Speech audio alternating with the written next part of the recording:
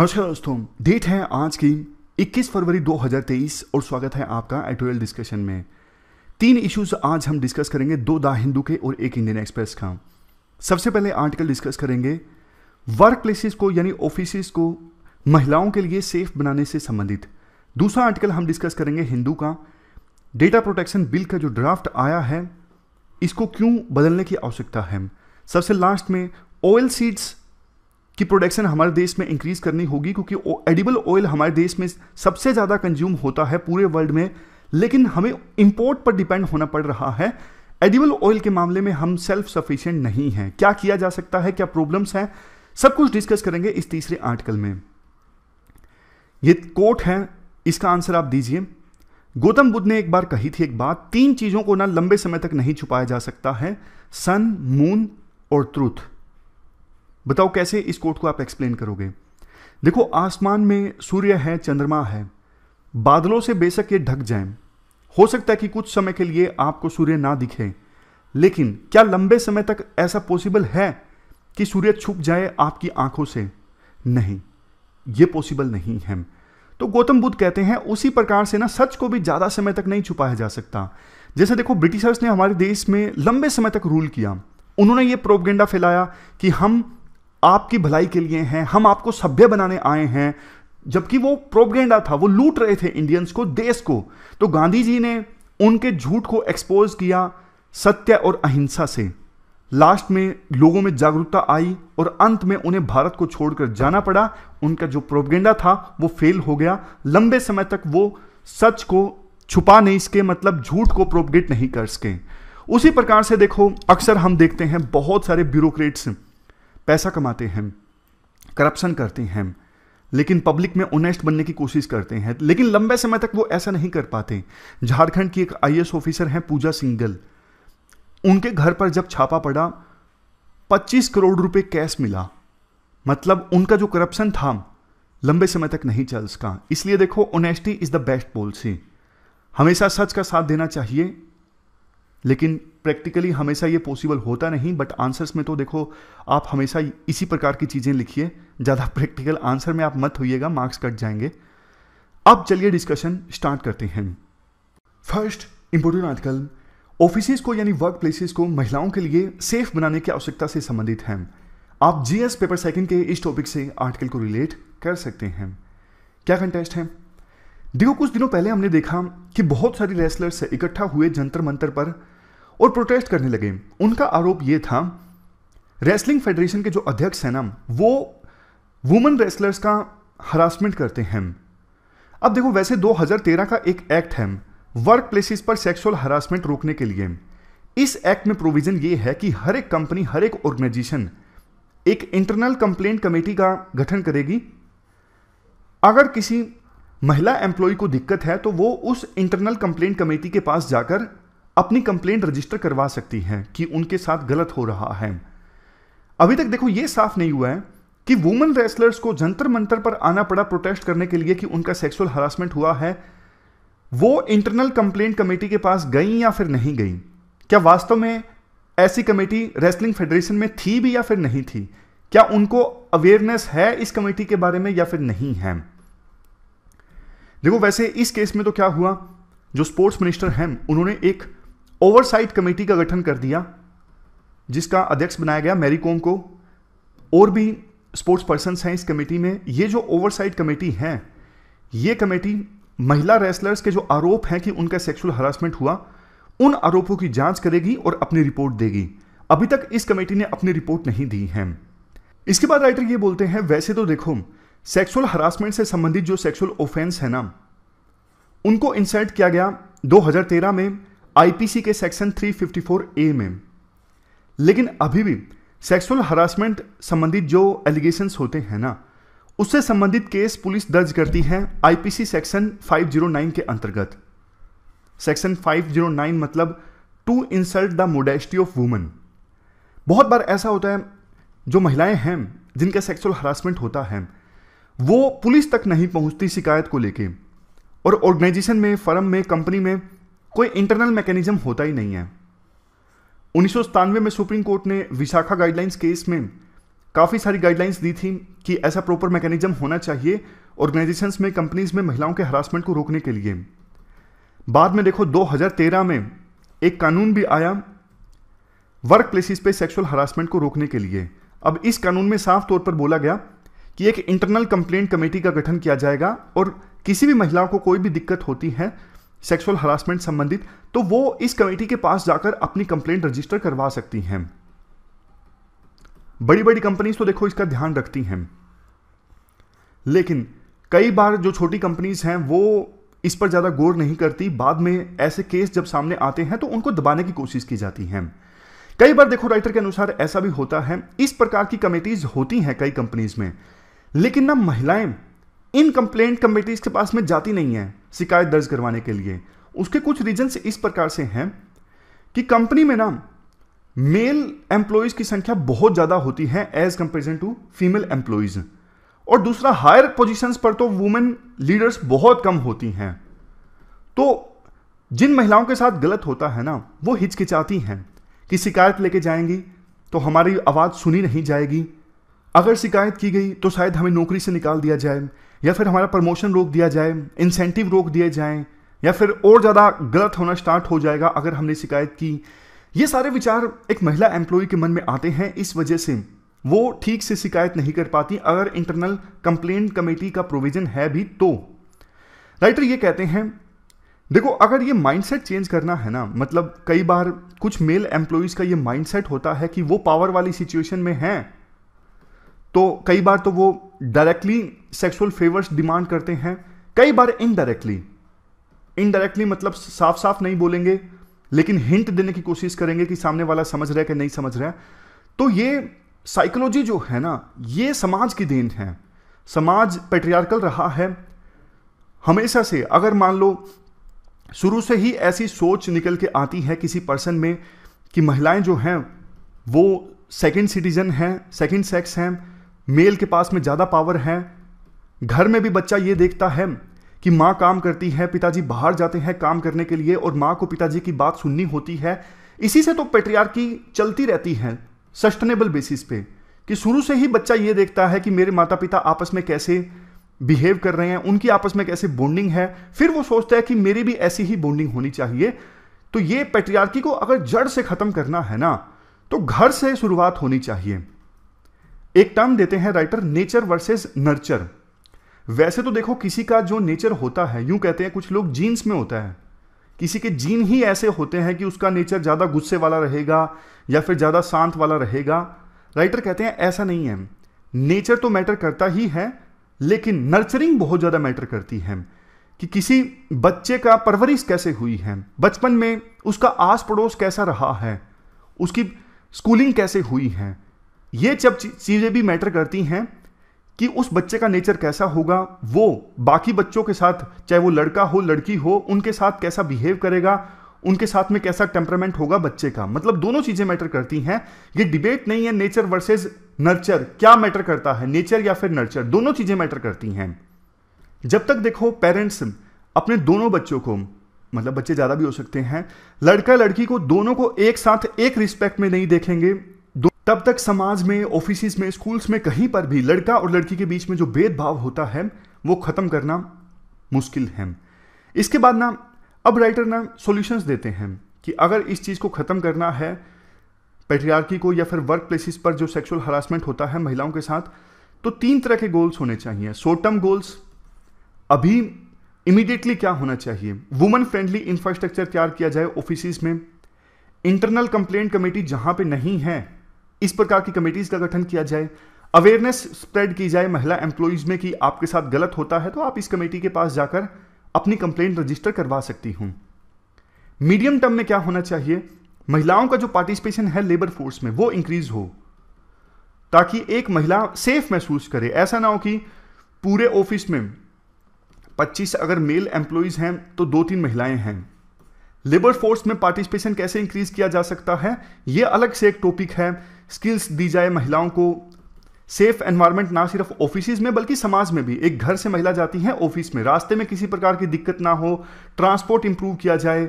सोच दकियानूसी जो है कि महिलाएं घर से बाहर जाकर काम करेंगी तो वो अच्छा नहीं है, उस सोच को चेंज किया जाए। ये एक अलग टॉपिक है, कैसे लेबर फोर्स में पार्टिसिपेशन को इंक्रीज किया जा सकता है। लेकिन अगर महिलाओं का पार्टिसिपेशन लेबर फोर्स में ज्यादा है ना, ऑफिस में आधे मेल आधे फीमेल हैं, तो महिलाएं ज्यादा सेफ महसूस करती हैं, ज्यादा इंपावर्ड फील करती हैं कि उनके साथ कुछ भी गलत होता है तो वो आवाज उठा सकें। और दूसरा देखो, बहुत सी महिलाएं जॉब करती हैं लेकिन कुछ दिनों बाद, कुछ महीनों बाद, कुछ सालों बाद जॉब छोड़ देती हैं। जैसे बच्चे का जन्म हुआ तो जॉब छोड़ दी। तो ड्रॉप आउट भी कम करने की आवश्यकता है ताकि बच्चे को जन्म देने या फिर दूसरे इश्यूज के कारण कम से कम महिलाएं जॉब छोड़ें। लॉन्ग टर्म में क्या होना चाहिए? लॉन्ग टर्म में तो देखो, समाज में जो व्याप्त पैट्रियार्की है ना, इसे खत्म करना जरूरी है। तो इसके लिए पूरे समाज को इनिशिएटिव लेना होगा। सिर्फ ऑफिस के जो एम्प्लॉयर हैं उनके इनिशिएटिव लेने से काम नहीं चलेगा। हर एक एस्पेक्ट में, चाहे वो इकोनॉमिक एस्पेक्ट हो, जैसे इकोनॉमिक डिसीजंस ज़्यादा मेल के द्वारा लिए जाते हैं, और भी दूसरे कल्चर्स में हम देखते हैं डिस्क्रिमिनेशन होता है मेल और फीमेल के बीच में। हर एक एस्पेक्ट में महिलाओं की जो पोजीशन अभी सेकंड है ना, इसे बराबर लाने की आवश्यकता है। ये लॉन्ग टर्म सॉल्यूशन होना चाहिए। तो पूरा आर्टिकल हमने डिस्कस किया, चलते हैं आगे। इसके बाद नेक्स्ट आर्टिकल है problems with the data protection bill. GS paper 2 के इस टॉपिक से आप आर्टिकल को रिलेट कर सकते हो। देखो, ministry of electronics and information technology ने ना पर्सनल डेटा को प्रोटेक्ट करने के लिए एक बिल ड्राफ्ट किया, digital personal data protection bill. इस बिल में कहा गया, एक तरफ हम जो इंडिविजुअल्स का राइट है अपने पर्सनल डेटा को प्रोटेक्ट करने का, इंडिविजुअल्स के उस अधिकार की भी हम सुरक्षा करेंगे। दूसरी तरफ हम ये भी इंश्योर करेंगे कि अगर पर्सनल डेटा इंपॉर्टेंट है पब्लिक इंटरेस्ट के लिए तो उसे भी प्रोसेस किया जाए। मतलब दोनों चीजों के बीच में ना एक बैलेंस स्टैब्लिश करने की कोशिश करेंगे। एक तरफ देखो राइट टू प्राइवेसी है, कोई अपना पर्सनल डेटा प्रोटेक्ट करना चाहता है, दूसरी तरफ राइट टू इंफॉर्मेशन है। अब किसी के पर्सनल डेटा से पब्लिक इंटरेस्ट सर्व होता है तो वो भी हो, दोनों के बीच में एक बैलेंस स्टैब्लिश होना जरूरी है। लेकिन राइटर का यह मानना है, जिस प्रकार का यह पर्सनल डेटा प्रोटेक्शन से संबंधित बिल है ना, इस बिल से ना कुछ भी सर्व नहीं होता। ना तो राइट टू प्राइवेसी सर्व होता है, मतलब प्राइवेसी का जो अधिकार है उसे प्रोटेक्ट करना आसान नहीं हो पाया है इस बिल के अंतर्गत। दूसरा देखो, राइट टू इंफॉर्मेशन कि पर्सनल डेटा अगर पब्लिक इंटरेस्ट के लिए यूज होता है तो उसे यूज किया जाए, राइट टू इंफॉर्मेशन भी सर्व नहीं होता है। मतलब सरकार कहती है दोनों के बीच में बैलेंस स्टैब्लिश करेंगे, लेकिन दोनों ही राइट्स को ठीक से प्रोटेक्ट नहीं कर पाता है ये बिल। अब इसके लिए राइटर ना 4 पॉइंट्स देते हैं। पहला पॉइंट देखो, वैसे ना आरटीआई एक्ट आया था 2005 में, और आरटीआई एक्ट एक क्रांति के समान था। लोगों के हाथ में पावर्स आई इस एक्ट के आने के बाद में। मैं आपको एग्जांपल देता हूं। नेशनल फूड सिक्योरिटी एक्ट से संबंधित जो डेटा है, अब देखो ये बोला गया है, आज के समय में सरकार ने प्रोविजन किया है कि कौन कौन राशन होल्डर्स हैं, किस किस को अनाज मिलता है इस एक्ट के अंतर्गत, कौन कौन से सेंटर्स हैं पीडीएस के, उनको अपना ये भी डेटा पब्लिक में डालना है वेबसाइट पर कि उनके पास कब कितना स्टॉक आया और स्टॉक से किस किस राशन होल्डर को अनाज दिया गया। मतलब सफिशिएंट डिटेल्स में जो डेटा है पीडीएस शॉप्स का, वो अब ऑनलाइन अवेलेबल होता है। अब देखो, ये सारा डेटा जब ऑनलाइन अवेलेबल है ना, तो आसानी से सोशल ऑडिटिंग हो सकती है। सोशल ऑडिटिंग मतलब जो बेनिफिशरीज है ना, वो जाके चेक कर सकते हैं कि हमारा राशन कार्ड बना है कि नहीं बना है। ऐसा तो नहीं है कि राशन कार्ड हमारा बना है फिर भी हमें अनाज नहीं दिया जा रहा है पीडीएस शॉप के द्वारा, और पीडीएस शॉप खुद हमारा अनाज खा रही है। ऐसा तो नहीं है कि पीडीएस शॉप हमें झूठ बोल रही है कि अनाज है नहीं, जबकि वेबसाइट पर यह दिख रहा है कि अनाज उनके पास में था। सारा डेटा जो है बेनिफिशरीज ऑनलाइन जाके चेक कर सकते हैं। करप्शन करना बहुत मुश्किल हो गया है जब सारा डेटा पब्लिक में अवेलेबल होता है। तो even mid day meal scheme है, सारा डेटा पब्लिक में अवेलेबल होता है। बेनिफिशरीज जान सकते हैं कब कितना पैसा आया। ऐसा तो नहीं कि खाने के लिए पैसा मिला लेकिन फिर भी खराब डिशेज बनवाई जा रही हैं स्कूल में ये बोल के कि पीछे से पैसा नहीं आ रहा है। मतलब राइट टू इंफॉर्मेशन एक्ट ने जनता को काफी इंपावर किया है, ये बात सच है। और देखो, राइट टू इंफॉर्मेशन एक्ट में ना कुछ एक्सेप्शन दी हुई हैं कि इस एक्ट के तहत सरकार से कुछ इंफॉर्मेशन मांगी जाती है तो सरकार पर्सनल इंफॉर्मेशन देने से मना कर सकती है अगर कोई ना कोई ग्राउंड फुलफिल होता है। जैसे देखो, जो पर्सनल इंफॉर्मेशन मांगी गई है आरटीआई से, उससे कोई पब्लिक इंटरेस्ट सर्व नहीं होता है तो पर्सनल इंफॉर्मेशन से देने से मना कर सकती है सरकार। फॉर एग्जाम्पल, कोई सरकारी कर्मचारी है महेश नाम का। अब उससे संबंधित पर्सनल इंफॉर्मेशन किसी दूसरे पर्सन ने, सुरेश ने डिमांड की है सरकार से। सरकार बोल सकती है कि अगर आपका कोई महेश की इंफॉर्मेशन देने से कोई पब्लिक पर्पस सर्व नहीं हो रहा है, जनता का फायदा नहीं हो रहा है, तो हम महेश की इंफॉर्मेशन आपको नहीं देंगे। या फिर देखो, महेश जो कि सरकारी कर्मचारी है, महेश की ऐसी इंफॉर्मेशन सुरेश के द्वारा मांगी गई है, उस इंफॉर्मेशन से महेश की जो प्राइवेसी है वो वायलेट होती हो, तो भी सरकार महेश की इंफॉर्मेशन देने से मना कर सकती है। तो ये एक्सेप्शंस हैं कि कब सरकार किसी सरकारी एम्प्लॉय की पर्सनल इंफॉर्मेशन देने से मना कर सकती है। बट देखो, अब जो डेटा प्रोटेक्शन बिल का ड्राफ्ट है ना, इसमें ना एग्जम्पशन के दायरे को इंक्रीज कर दिया गया है। इसमें यह बोला गया है पर्सनल डेटा प्रोटेक्शन बिल में कि आरटीआई को इस प्रकार से अमेंड किया जाएगा कि सारी जो पर्सनल इंफॉर्मेशन है ना, वो आरटीआई के दायरे से बाहर है। मतलब अब आरटीआई के तहत पर्सनल इंफॉर्मेशन मांगी ही नहीं जा सकती। पहले तो ऐसा होता था, मांगी तो जा सकती हैं, बट पीआईओ यानी पब्लिक इंफॉर्मेशन ऑफिसर ये कहते हुए मना कर सकता था कि आपका कोई पब्लिक पर्पस सर्व नहीं हो रहा है, इसलिए हम नहीं देंगे। या फिर इससे महेश जो सरकारी कर्मचारी है उसकी प्राइवेसी का वायलेशन हो रहा है, इसलिए हम उससे संबंधित इंफॉर्मेशन नहीं देंगे। बट अब एक्सेप्शन को इंक्रीज कर दिया गया। अब तो सरकार ने साफ साफ बोल दिया है, अगर यह बिल पास हो जाता है कि कोई भी पर्सनल इंफॉर्मेशन आरटीआई से मांगी ही नहीं जा सकती, तो राइटर कहते हैं गलत है। मतलब बैलेंस स्टैब्लिश हो नहीं रहा है ना। कई बार पर्सनल इंफॉर्मेशन जरूरी होती है लार्जर पब्लिक पर्पस के लिए, बट अब पब्लिक पर्सनल इंफॉर्मेशन नहीं मांगी जा सकेगी। अब एक सेकंड बात बोलते हैं राइटर कि देखो, सेंट्रल गवर्नमेंट के पास ना बहुत ज्यादा डिस्क्रिशनरी पावर है इस बिल के अंतर्गत। डेटा प्रोटेक्शन बिल का जो अभी ड्राफ्ट है, इसका सेक्शन 18 में यह बोला गया है, सेंट्रल गवर्नमेंट चाहे तो किसी भी गवर्नमेंट या फिर इवन प्राइवेट सेक्टर कंपनी को भी अलाउ कर सकती है, उसको छूट दे सकती है कि आप पर इस बिल के जो प्रोविजंस हैं वो लागू नहीं होंगे।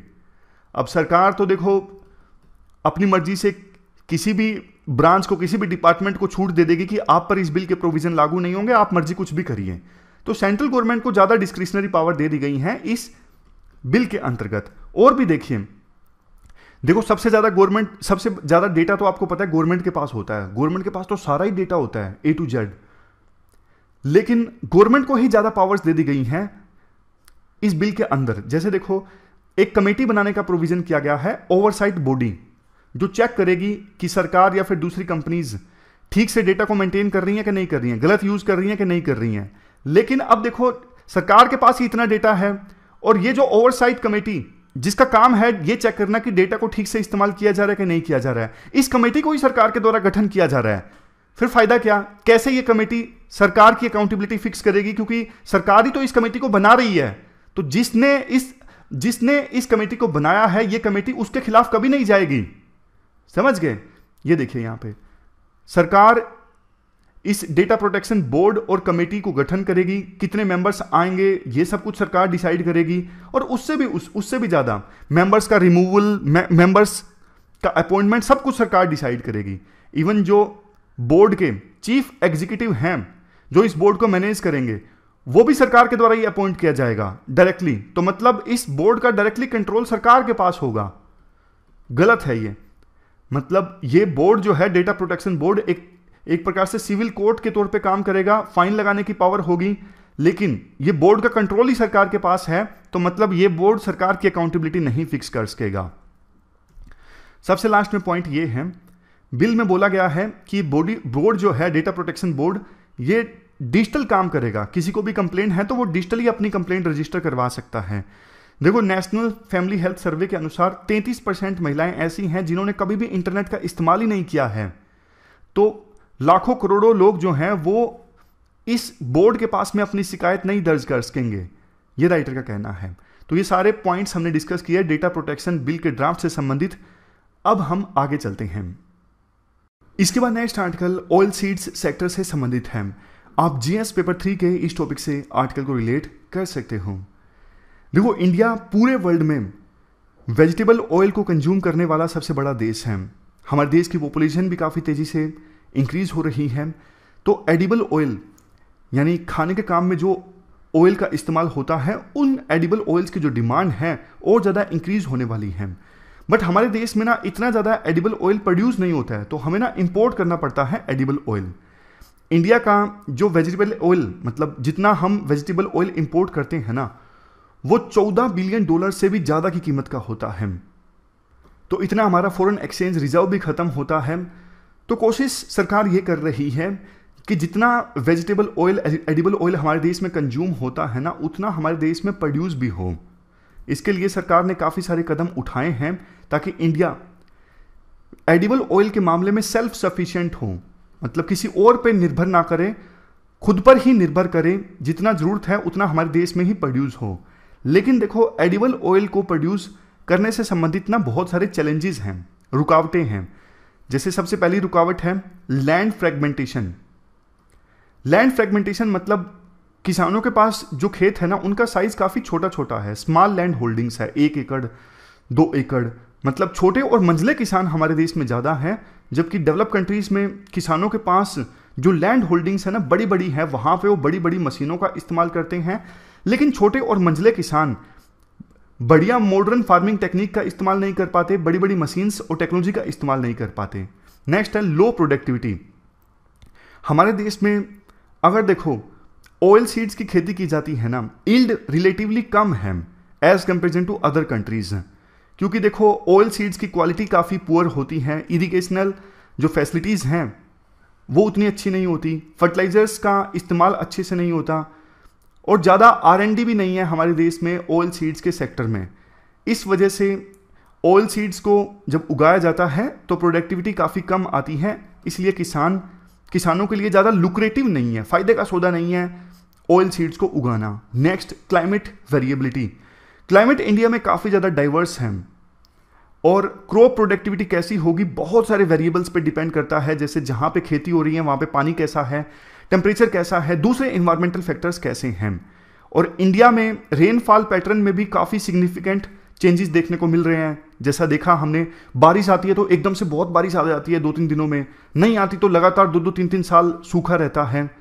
तो ये जो चीज़ें हैं ना, ये ऑयल सीड प्रोडक्शन को प्रभावित करती हैं। फिर किसान ना सेफ ऑप्शन चूज करना ज़्यादा पसंद करते हैं बजाय रिस्की ऑप्शन के। लगातार जैसे कोई वीट में खेती कर रहा है तो वो वीट में ही करता है, कोई राइस में कर रहा है तो वो राइस में ही करता है, उस प्रकार से। नेक्स्ट है lack of storage and distribution infrastructure. जैसे देखो फसल को उगा लिया, फसल की हार्वेस्टिंग हो गई, अब उसे स्टोर करके रखना ताकि फर्दर डिस्ट्रीब्यूट किया जा सके देश के कोने कोने में, ऐसा इंफ्रास्ट्रक्चर हमारे देश में काफ़ी कमज़ोर है। तो इस वजह से भी किसान हिचकिचाते हैं ऑयल सीड्स को प्रोड्यूस करने में। इसलिए देखो देश को डिपेंड होना पड़ता है इंपोर्ट पर, क्योंकि उतना एडिबल ऑयल तो प्रोड्यूस नहीं हो पाता, तो क्या करें, बाहर से इंपोर्ट करें। अब बाहर से जब इंपोर्ट होता है ना तो टैरिफ काफ़ी कम होता है ताकि महंगाई को कंट्रोल किया जा सके। लेकिन जो domestic companies edible oil produce करते हैं उनके लिए टैक्स ज़्यादा लगता है, तो मतलब इंपोर्ट करना भी ज़्यादा महंगा नहीं पड़ता। तो इससे डोमेस्टिक कंपनीज है ना काफ़ी बार ऐसा फील करती हैं कि देखो हम देश में ही प्रोड्यूस कर रहे हैं, हमारा ज़्यादा नहीं बिकता, हमारे लिए सरकार ज़्यादा कुछ इंसेंटिव नहीं देती, जबकि इंपोर्ट आसानी से हो जाता है। तो डोमेस्टिक कंपनीज सर्वाइव नहीं कर पाती ऐसे इन्वायरमेंट में। इसके बाद है lack of government support. Government ने ऑयल सीड सेक्टर को कोई खास सपोर्ट नहीं प्रोवाइड किया है, R&D के मामले में फाइनेंशियल सपोर्ट नहीं प्रोवाइड किया है किसानों को, तो इसलिए प्राइवेट सेक्टर भी ज़्यादा आगे नहीं आया है ऑयल सीड सेक्टर में इन्वेस्ट करने के लिए। अब बात करते हैं सरकार ने क्या स्टेप्स लिए हैं। सबसे पहले national mission on edible oil palm, ये करंटली सेंट्रली स्पॉन्सर्ड स्कीम है।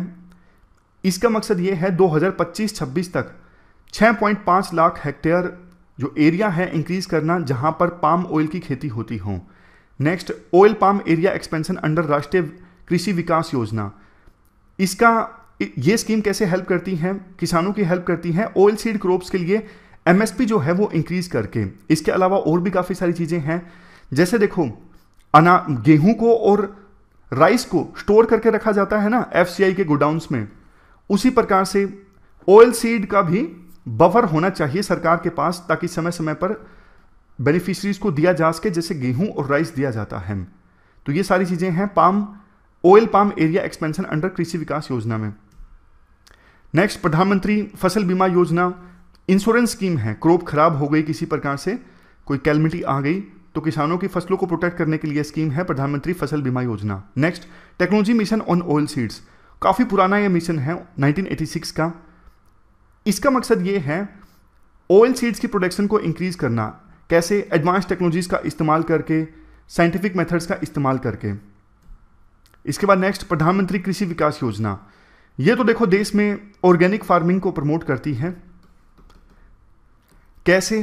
ऑर्गेनिक फार्मिंग प्रोडक्ट्स प्रैक्टिसेस को अडोप्ट करके, जैसे फर्टिलाइजर्स वगैरह का इस्तेमाल ना करना, केमिकल्स वगैरह का इस्तेमाल ना करना। अब लास्ट में सजेशंस हैं कैसे हम ऑयल सीड्स की डोमेस्टिक प्रोडक्शन को बूस्ट कर सकते हैं। सबसे पहला पॉइंट, इन्फोर्सिंग एरिया एक्सपेंशन, मतलब किसानों को एंकरेज करके कि एकदम से आप अपनी ट्रेडिशनल क्रॉप्स को नहीं छोड़ना चाहते तो थोड़ा एरिया डिवोट कर दीजिए ऑयल सीड्स की प्रोडक्शन के लिए। आप इंटरक्रॉपिंग कीजिए, लगातार राइस को उगाओगे तो प्रोडक्टिविटी लैंड की कम हो जाएगी। आप बदल बदल के फसल उगाइए, मोनोक्रॉपिंग अच्छी नहीं है। ये सब चीज़ें किसानों को समझानी होगी, तब जाके एरिया इंक्रीज किया जा सकता है। मल्टीपल टेक्नोलॉजीज को अडोप्ट करके, जैसे इंफॉर्मेशन टेक्नोलॉजी यानी आईटी है, सैटेलाइट टेक्नोलॉजी है, nuclear, agri technology, nano technology, इन सब टेक्नोलॉजीज का इस्तेमाल अगर खेती में होगा तो फिर यील्ड को इंक्रीज किया जा सकता है। खेती चाहे किसी की भी हो, जनरल टेक्नोलॉजीज हैं, हर क्रॉप की प्रोडक्शन में इन टेक्नोलॉजीज का इस्तेमाल हो सकता है। नेक्स्ट है, R&D में सरकार इन्वेस्ट करे, सीड टेक्नोलॉजी को सरकार इंप्रूव करे ताकि अच्छे सीड्स मार्केट में आए। प्रोक्योरमेंट सिस्टम बढ़िया होना चाहिए, किसानों को गारंटी मिलनी चाहिए। जैसे किसानों को गारंटी होती है ना कि हम गेहूं और राइस उगाएंगे तो सरकार परचेज करेगी, उसी प्रकार से ऑयल सीड्स के प्रोडक्शन पर भी किसानों को गारंटी मिलनी चाहिए कि सरकार हमसे ये प्रोक्योर करेगी ही। नेक्स्ट सजेशन, जो non traditional, non conventional oil source है ना, जैसे कॉटन सीड है, राइस ब्रान है, ट्री बोन ऑयल सीड्स हैं, जनरली इनसे एडिबल ऑयल कम निकाला जाता है, तो in non conventional oil sources को भी यूज़ किया जाए। इंपोर्ट को रेगुलेट किया जाए ताकि डोमेस्टिक कंपनीज के लिए इन्वायरमेंट ऐसा ना हो कि उनके पास इंसेंटिव ना बचे।